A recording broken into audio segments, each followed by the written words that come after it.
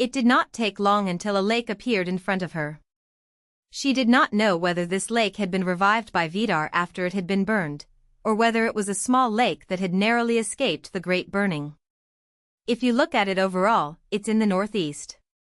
The only thing that could be considered good luck was that this was not the first time that Presepe had come to the Forbidden Forest. She had previously gone to the navel of the monsters in the north of the forest after being tempted by Vidar, and after the forest burned, she returned with Fenrik, Siegfried, and the rest to inspect the west and center. As for the east, it was connected to Vanessa village, so knowing it was self-evident. But the ground on which she now stood was something she did not remember having seen before. Maybe this is where the dragon's nest was said to be. Fenrik mentioned it when we returned to the palace. If so, then Nidhogg's parents lived on this side. Fenrik said that the Forbidden Forest is very huge compared to the other forests. If this is indeed the northeast, how long will it take for it to reach the east leading to Vanessa's village? But, why do I feel like someone is following me? It wasn't hard to figure out who had those steps behind them. There is no doubt that it is Vidar. Does he think I'll try to escape? It is true that dialogue with him seems useless, but she had to know some things. The most important thing is, to what extent does Vidar know the truth of this world? Does he know everything like Fenrik? It's just a return to the original. Is this the reason for which he said that sentence? But perhaps also those words were just a programmed setting within the game that materialized unconsciously.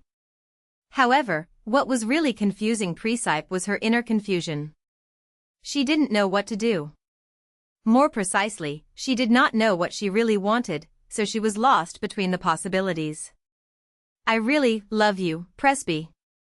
If Fenrik had actually killed Atari Hanan and Noah Dufferin with his own hand, and had intended to chain her to his side like the rest of the characters. What will he do when he learns that she wants out of the game? She couldn't even imagine.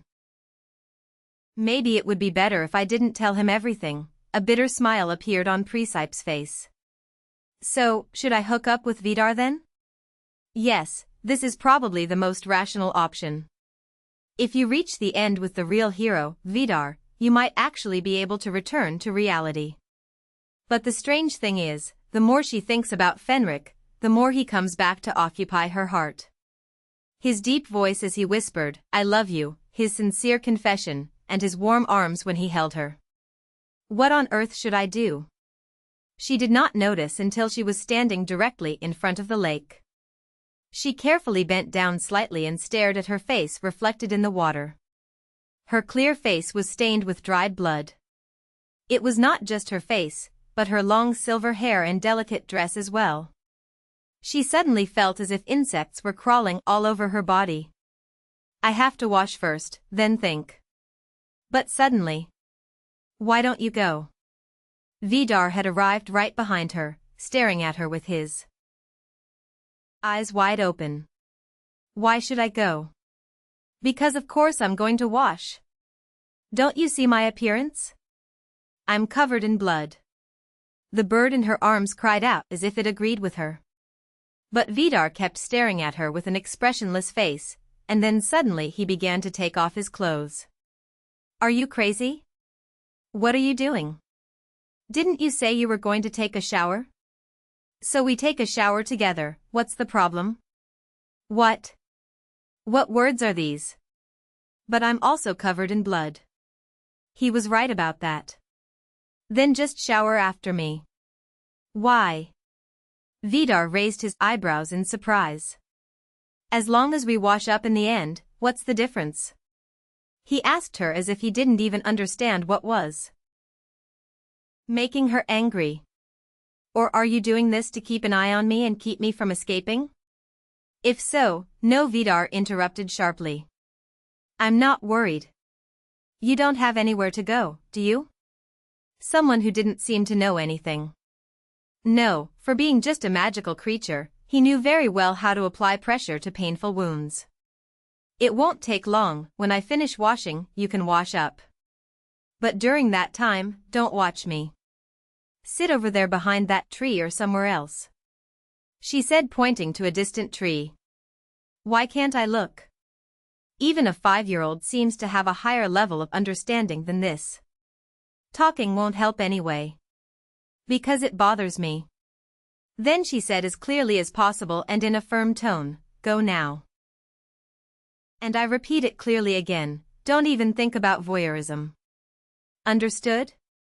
Vidar still had an expression that suggested he didn't understand why he had to do such an exhausting thing, but contrary to what I expected, he nodded submissively.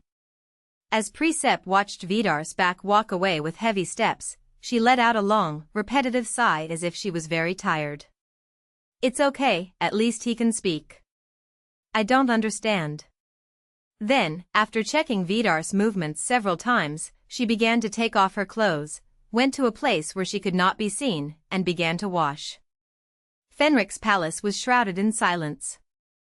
Fenric stood at the bedroom window, his face expressionless. He stared coldly outside before slowly turning his gaze towards the bed. On the bed were piles of documents scattered in disarray. There was no time, so I hurriedly collected them, but they are all related to the Demon King. Those were the documents that Siegfried had stolen from the church, related to the Demon King. Fenric tried hard to find a way to eliminate Vidar, but realized that his efforts were futile. He has been asleep for a long time and has not woken up yet, but this is just a temporary situation.